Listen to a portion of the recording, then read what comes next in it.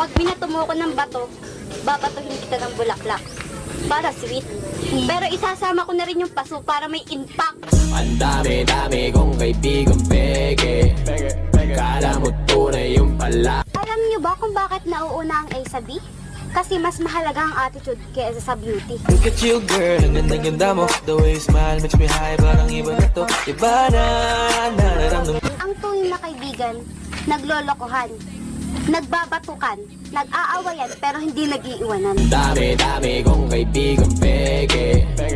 Kala mo tunay yung palayan. Wait. Bakit ikaw, Katlin? Makahanap pa lang ng bagong kaibigan, iiwanan mo na yung luma. Dami-dami kong kaibigang peke. Kala mo tunay yung palayan. Naghahanap siya ng bago. At least, hindi siya plastic. Dami-dami kong kaibigan.